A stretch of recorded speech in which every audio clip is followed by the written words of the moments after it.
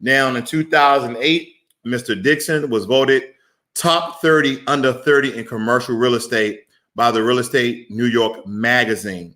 Mr. Dixon holds a bachelor's degree in business as well as a master's degree in economics and a master in business as well.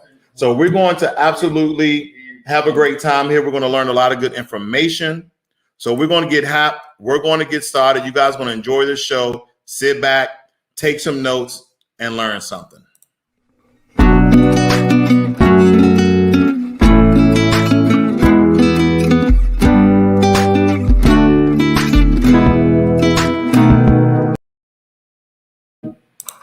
Hey, what's going on, Mr. Dixon, aka Kelly? Mr. Ross, what's going on, sir? Good, man. How you been? I've been great. Life is amazing. Life is amazing, man. So I want to get hot right into it. Can you tell us a little bit about yourself, where you from, where you grew up and things like that, your background? Sure, I'm from Long Island, New York. Place Hempstead, Baldwin area. So it's like the ghetto of Long Island, so to speak. Yeah, I went to college on a football scholarship. We know about that, right? And I got into real estate actually after a failed business venture. We had started a marketing company with two other college associates of ours.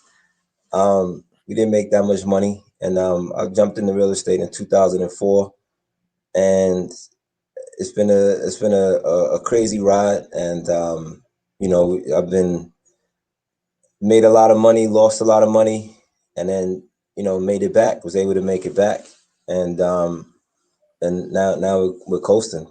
Life is beautiful, man. Now, part of your story is that you are a two-time homeless person, correct? Yeah, sleeping in the car. I have a gym. I didn't have an apartment, but I was able to maintain a $10 gym membership. I didn't work out during that time. I used to just go to the gym to shower. So I would actually go work in the office, and I would really drive the streets at night, find a place to park, sleep,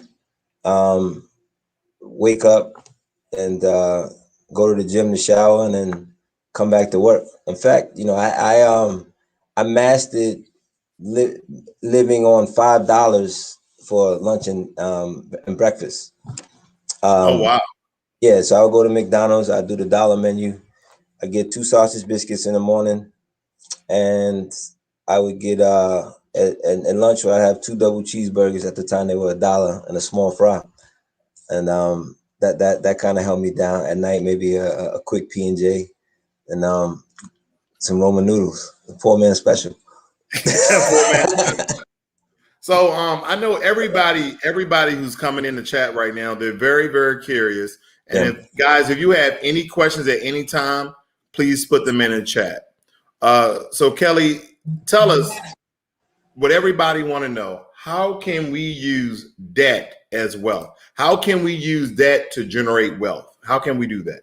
Well, I mean, if you look at the real purpose of debt from a business perspective, the purpose of debt is to generate capital, right? I think too many times, debt is associated with, oh, you have too much credit card debt.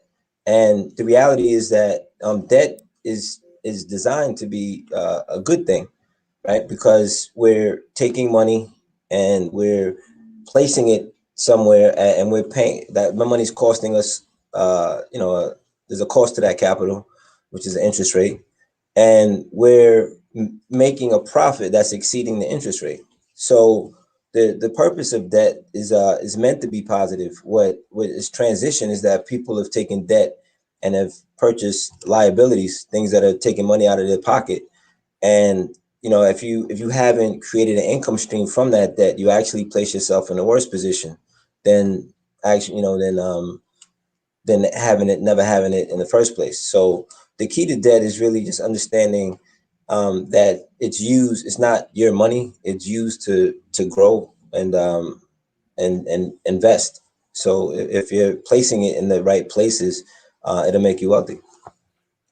So what I take it is that bad debt is credit cards. Tolerable debt is paying your own mortgage, and good debt is actually real estate investing.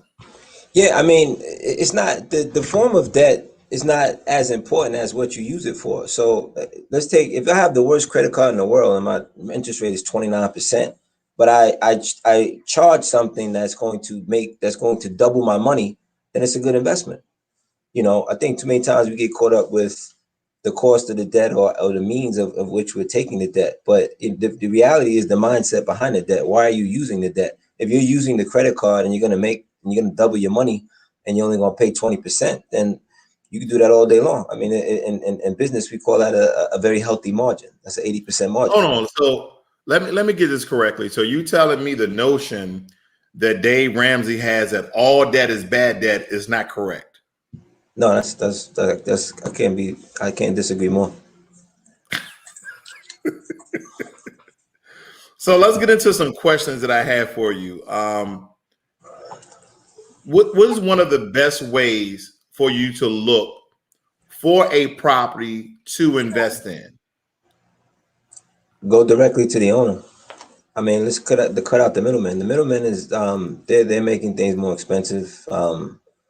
You know, they have to get paid, and usually they're getting paid out of your pocket, whether you paying them or not. And you know, directly, indirectly, you are paying for them. So when you speak to property owners, the one key thing is that, you know, you're saving them probably 5 or 6% just from even having a conversation. So why are you going to pay somebody to find me? I'm here. Let's do business.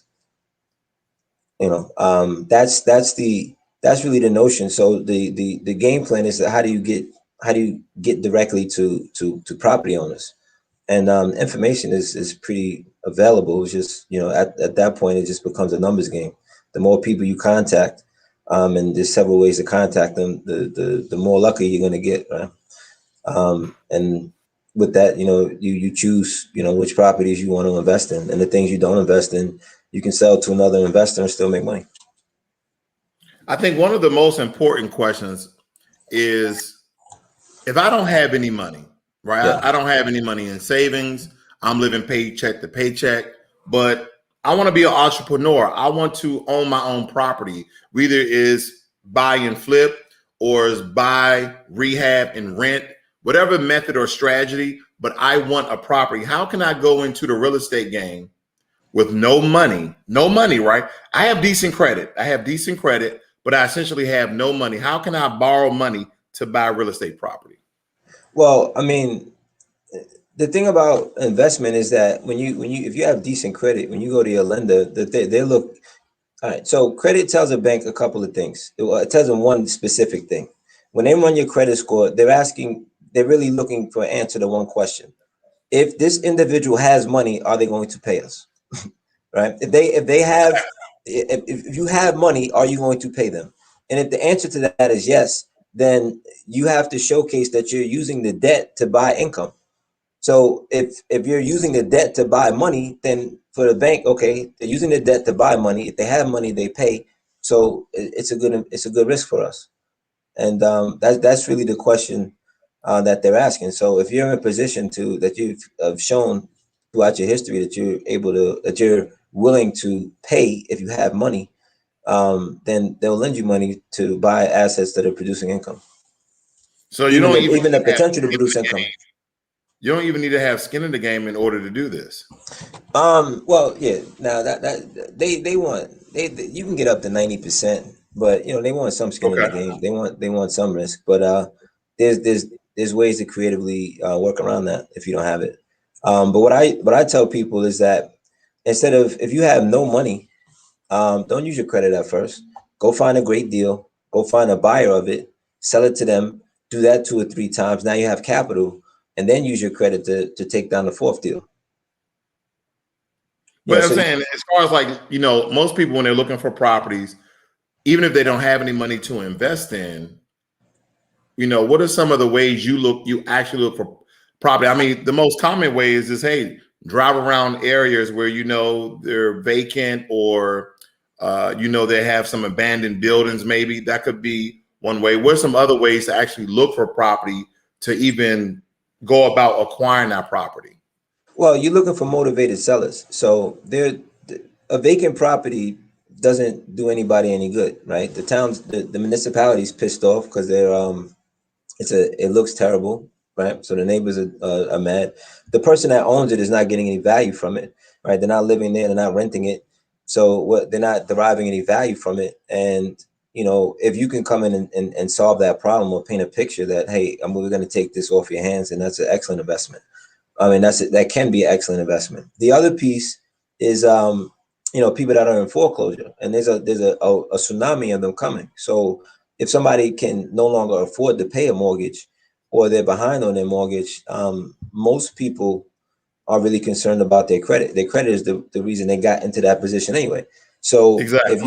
if you can show them a way where they can stop the bleeding, so to speak, and possibly get compensated, put money in their pocket, there are a lot of people that are going to listen to hear what you have to say.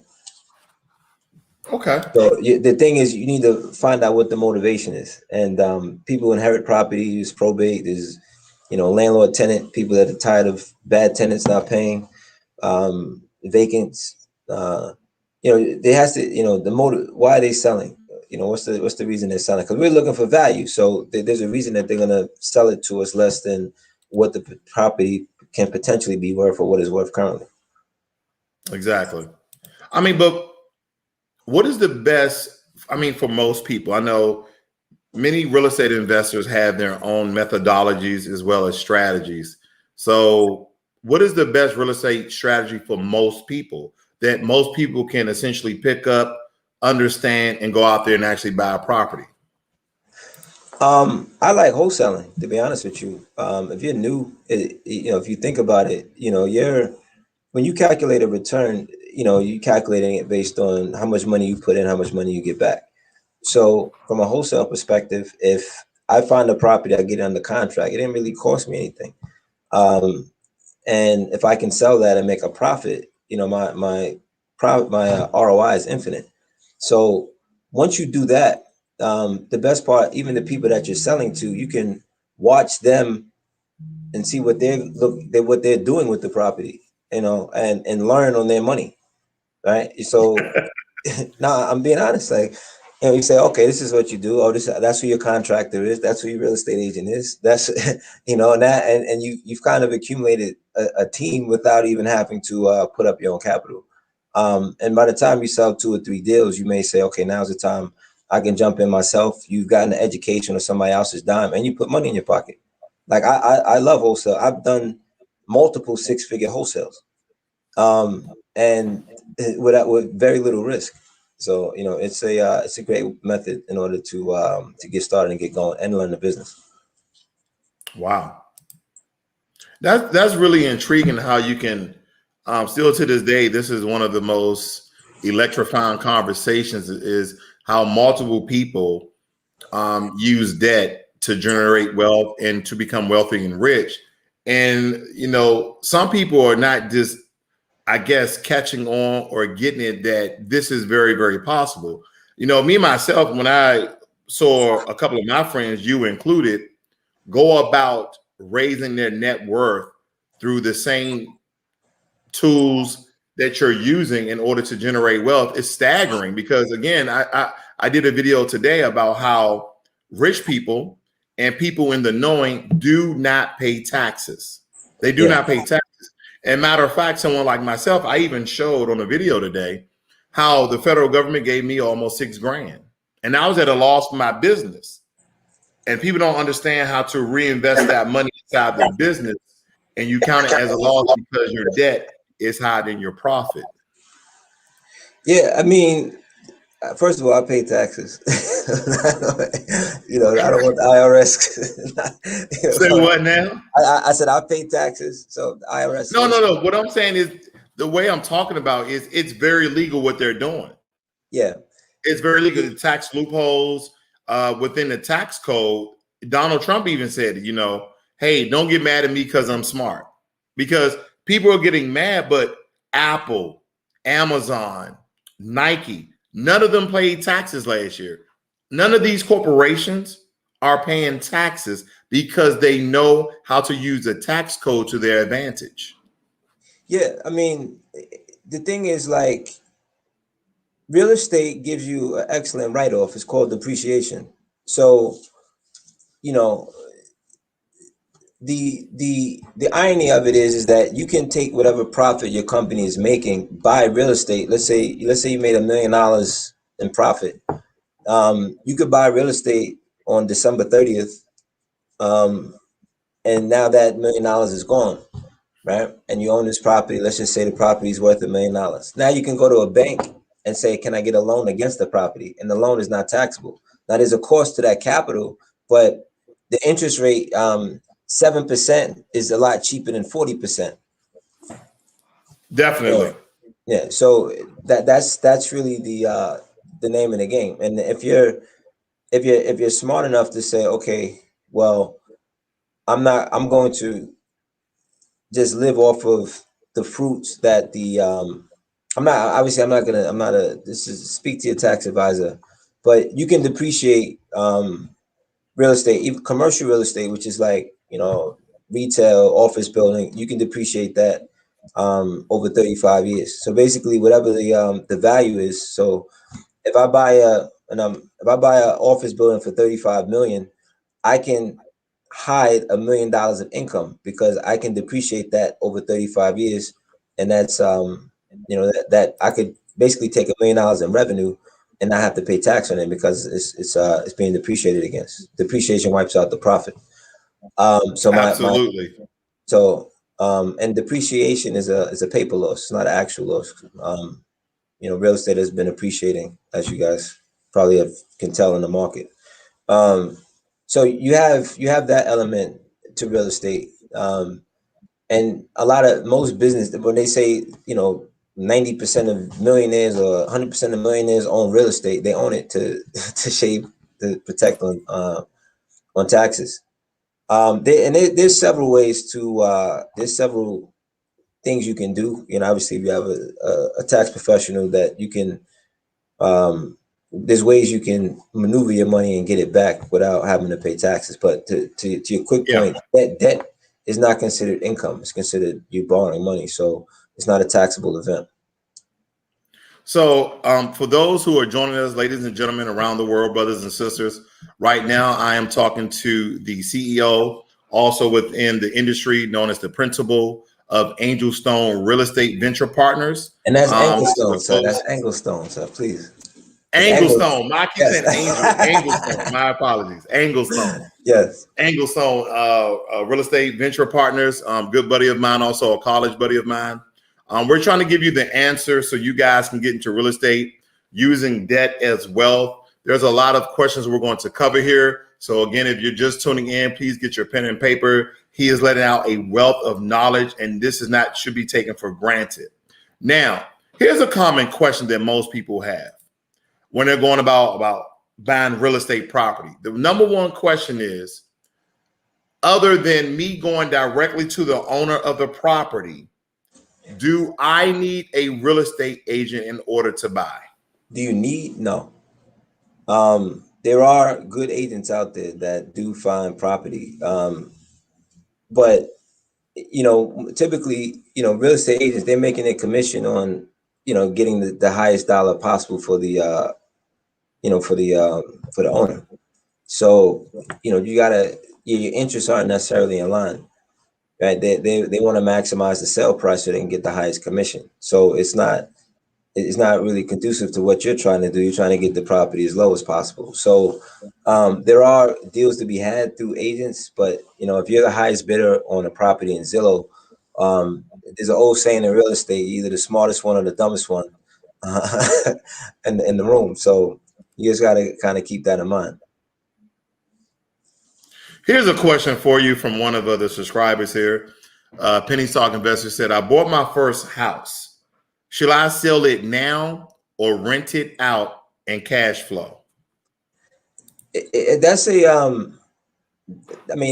no right answer to that. It's really up to it's really up to you.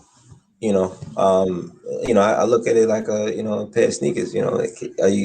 What's your need? Are you wearing them? If not, do you need to sell it? But to answer your question, me personally, I don't like holding single family properties. The rule about if it's a house, you know, like a single family, you want to make sure that you can afford the mortgage payment, because you got to also, the part of investment is kind of understanding risk.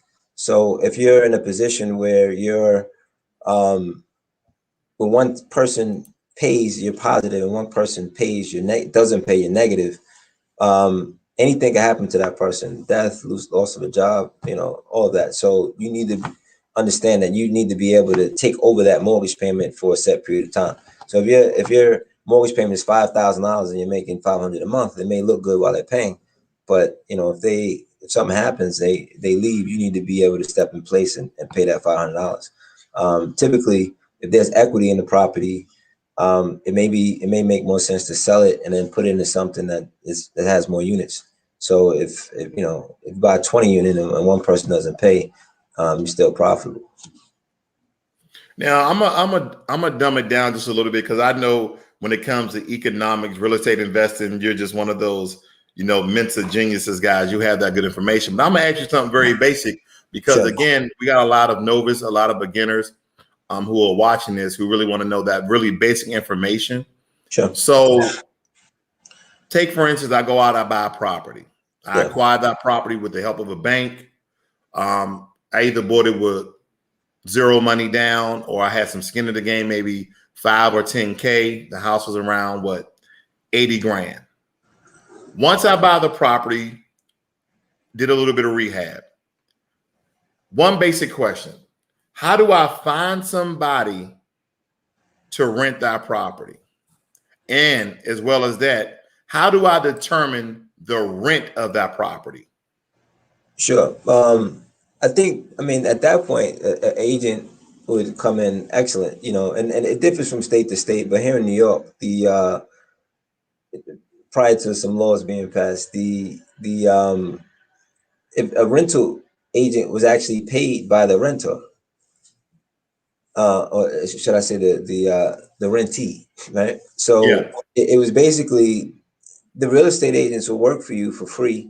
They'll go find a tenant, interview tenants, and bring them to you. And once that property is leased, the tenant would have to pay them a broker's fee. That's a quick and simple. The other way is advertise. I mean, the internet is kind of taking out the middleman. I mean, you can just put a property on Craigslist or Zillow, and get traffic. But the agents are typically that's one of the areas I love to use agents.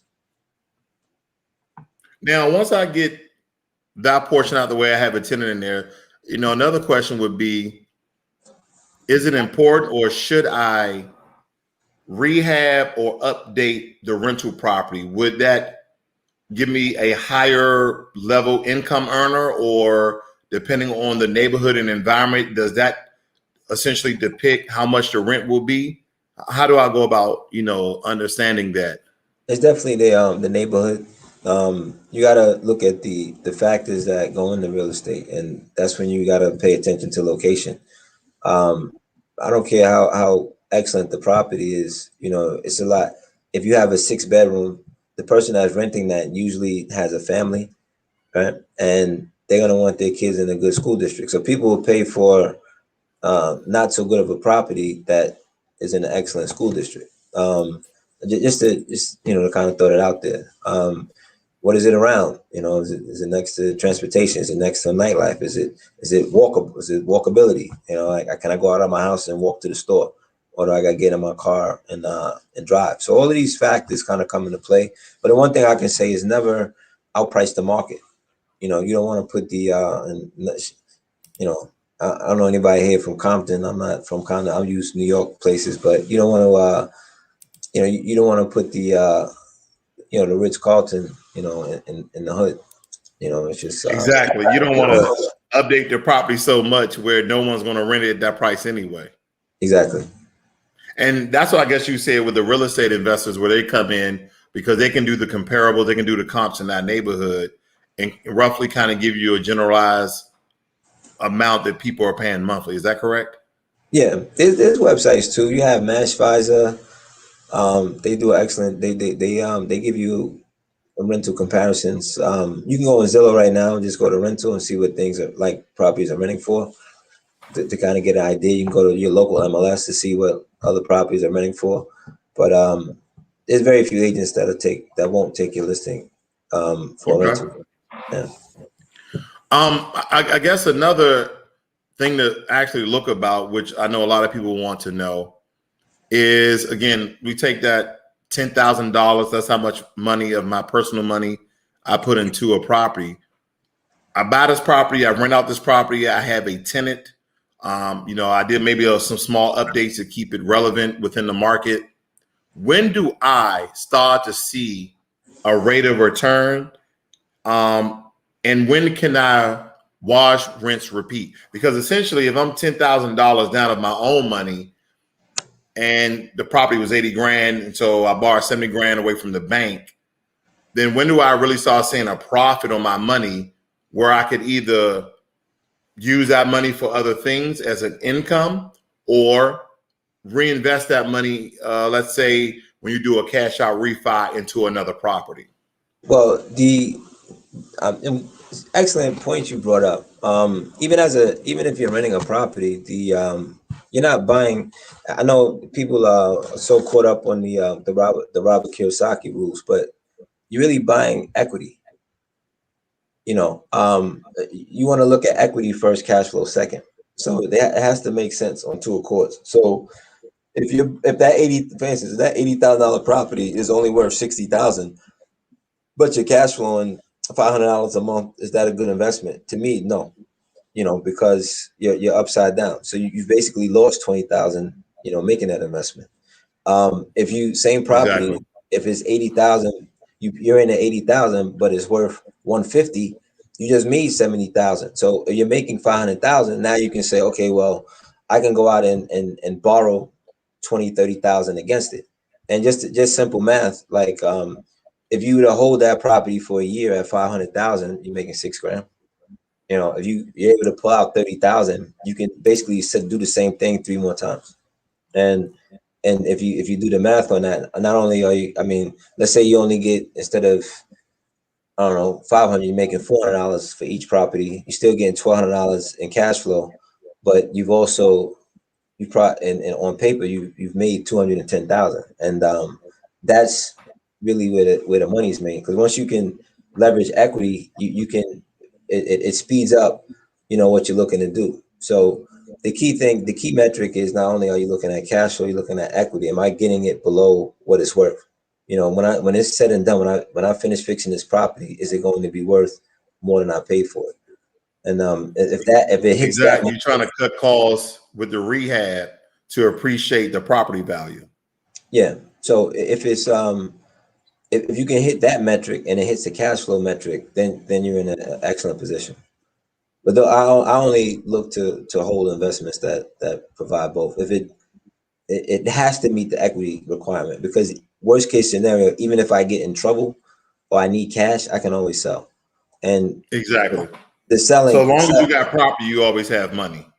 yeah, if property with equity, right? Yeah. So you can always sell and reap back money. Like I'm talking from experience. Before the market crashed in '08, I had a bunch of property upstate New York. And when the market dipped, the properties were still cash flowing, but there was no equity. And it put me in a very peculiar position, because I was forced to kind of just hold it and wait. And it was a position where we wanted to sell, but we couldn't. And the market, I think maybe right now is just getting back to where it was. But we're talking about 12, almost 13 years later. It's a long time to wait. So the equity is To actually see a real return. yeah. So Wow. equity is your safety net. And if you're buying correctly, and you have equity, you can always get out of a deal. And that's the I don't know if I used to play Nintendo. That's like the reset button. So if you don't like it, it's reset. Let me try this again. Let me sell it and get out. Hey guys, this is G. Kelly Dixon. I'm gonna share his YouTube page to you guys really quickly, so you can go and support him. Even though this guy, I won't tell the net amount what you're worth, but he worth a couple of million nonetheless. And he has some really good short clips on his YouTube channel and also his Instagram. So let me plug him in very, very quickly. Let me bring in his YouTube channel right here. The name of his company is Anglestone Real Estate Venture Partners. He is the CEO, also known as the principal. And if you want to subscribe to this brother channel, it is G. Kelly Dixon Enterprises. This is on YouTube and as well as on Instagram is G_Kelly_Dixon. Right now, he has a lot of short clips and series of basically short clips in series of videos that's going to help you to understand and learn how to use credit as leverage, how to use debt as wealth. As you see some of these clips he has on his Instagram as we're going about how to use credit or leverage credit to make wealth. And he has I believe it's a 3 or 4 part series, I believe. But a lot of great information. You can get closer to the real estate mogul here if you go to his Instagram as well as his YouTube page. Okay, his YouTube page again is G. Kelly Dixon Enterprises.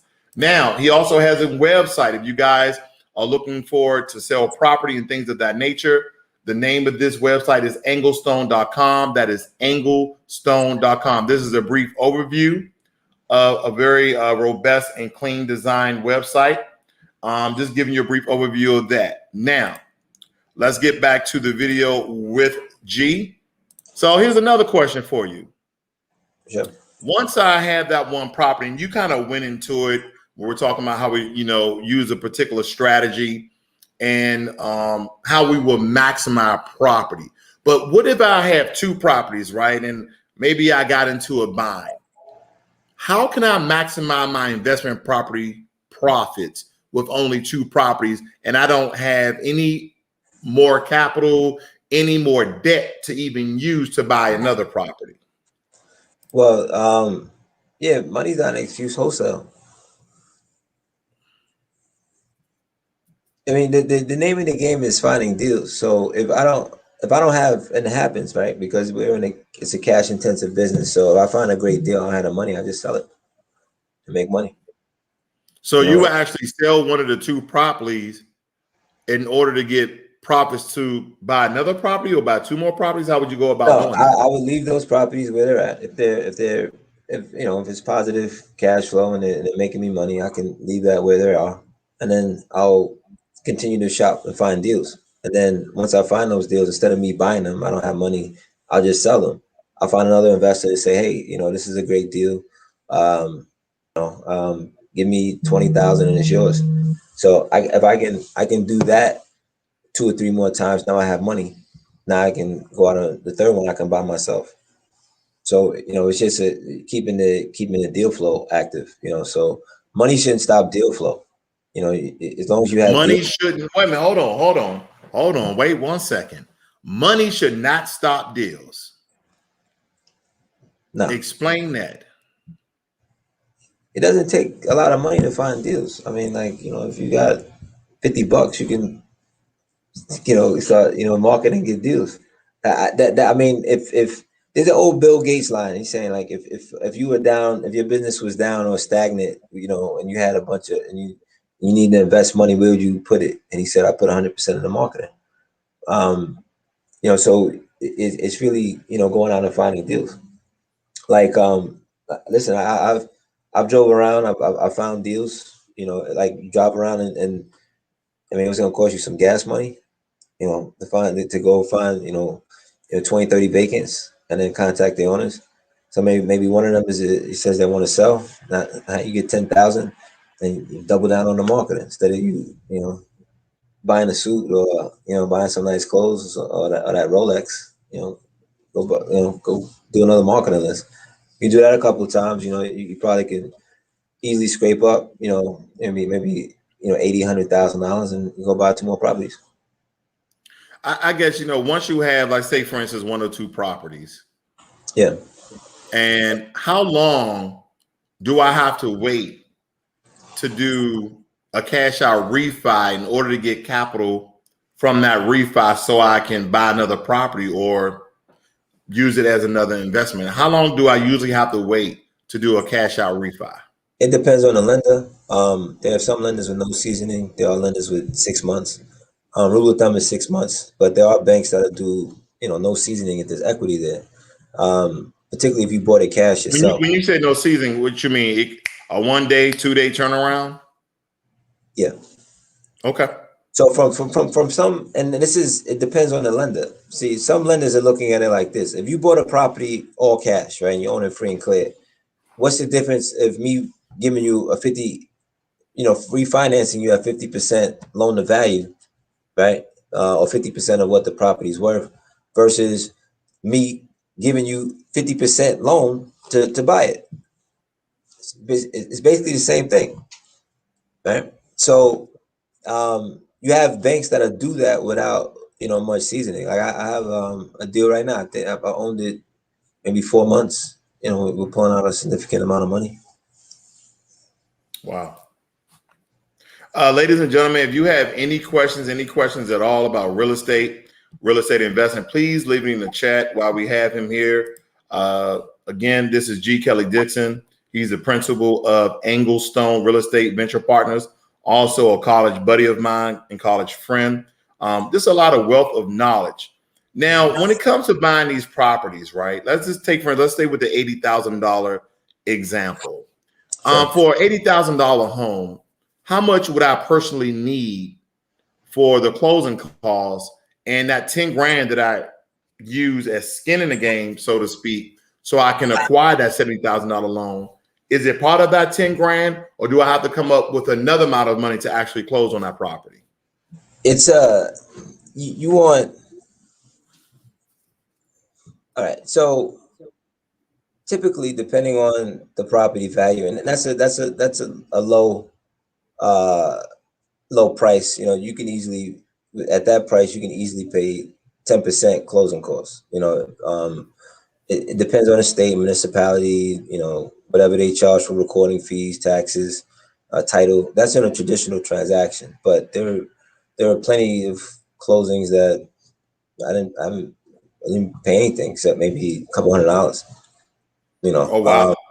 Yeah, so it's real estate. The thing that people mix up is real estate's like anything else. It can be bought, sold, and traded just like anything else. I think what people kind of get confused is this whole financing thing. So a lot of the quote unquote requirements or closing costs are bank mandated. So if you're buying a property without a bank, it cuts down the closing costs drastically. And there are a ton of deals like that out there. What if you just find maybe some sort of real estate investors that you can come with the same amount of money? If they're not a traditional bank, you can essentially cut closing costs? I give an example. Let's take an owner of a property, right?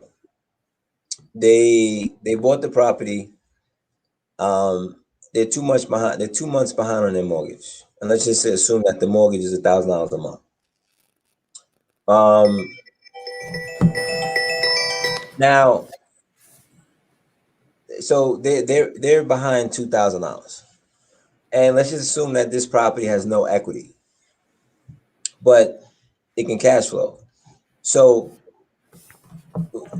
you can offer that owner $5,000. Okay. So if you offer them $5,000,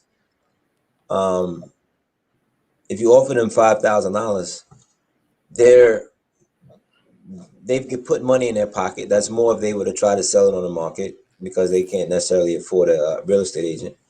And now you pay the $2,000 that they are in arrears, and they give you a quitclaim deed. So now you own the property, and let's just say hypothetically you can rent that property for $1,400 a month. So you've taken $7,000, you've invested it into this property. The closing costs, you're paying to record the deed. So what's that, a couple $100? Deal done. And now if you look at your investment, you're in $7,000. You're making $400 a month. So you're making $4,800 over the course of a year. I don't know what percentage that is, but that's something like almost almost 70% return. You can do that all day long, and there's a ton of deals out there like that, particularly in this market. Wow. Well, Mr. Dixon, I enjoyed your time with you. I enjoyed your knowledge today. Again, ladies and gentlemen, this is G. Kelly Dixon from Anglestone Real Estate Venture Partners. Again, I want to show his YouTube page right here. This is his YouTube page. You should go and subscribe to this brother's channel. He has a lot of clips of information, small clips, large clips, but it's going to give you, he's either going to give you his story about how he turned $2,000, again, ladies and gentlemen, $2,000 into 1.2 million. And I vouch for this guy. This is a stand-up guy. This is a college buddy of mine. So I know what he's done in real estate. He's done some very, very large things. So again, the name of his YouTube channel is G. Kelly Dixon Enterprise. And the name of his company is Anglestone Real Estate Venture Partners. If you guys want to visit his website is anglestone.com. That is anglestone.com. And you can also follow him on Instagram. And his Instagram tag is G_Kelly_Dixon, where he has a lot of short videos and a 3-part series, how to use your credit or leverage credit to make wealth. Okay, it's a 3-part series. I actually looked at it, very, very informative. And me too. I'm truly thinking about using some of these methodologies and strategies because you know, guys, I was in the industry for about a quick hot second last year, where I was looking at 10s, 20, properties. I went to all of these contracts and lost money. That's another video. That's another time. Mr. Kelly, Mr. Dixon, do you have anything you want to say this evening? Yeah. The one tip I can leave with this, and if you can kind of get your mindset around this, you'll be rich and eventually wealthy.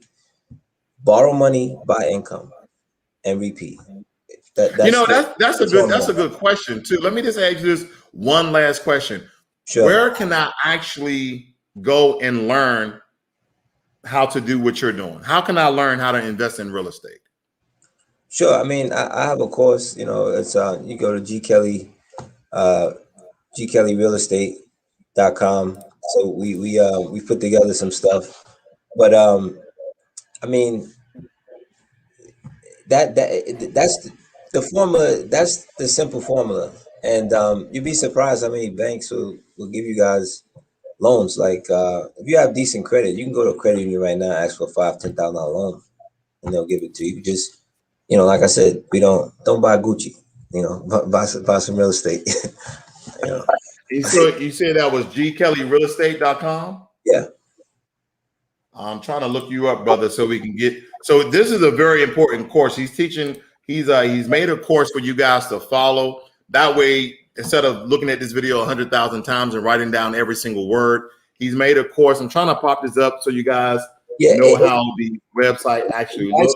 We're launching the site next week. Spent a lot of time recording the content. Is there anywhere that people who are watching can actually pick up the course right now, or is it still waiting to be launched next week? I mean, it's going to be launched next week. I mean, it's we're doing a hoopla. We're giving the game. The intent is to help people. Like I said, I made a lot of money, and I'll make more money this year than ever. COVID was one of my best years ever. Yeah, I know we was talking about that. And guys, listen. So you can get your hands on this course. Me and Mr. Dixon is going to talk about a discount code for everybody who goes through his channel and my channel. Again, his YouTube channel is G. Kelly Dixon Enterprises. That's G. Kelly Dixon Enterprise. And again, we're trying to get a 10-15% discount. That way you guys can learn the methodology as well as the strategies. So like he said, if you do the same thing he's doing, you will be wealthy. Mr. Dixon? Absolutely. Absolutely. Borrow money, buy income, repeat. All right.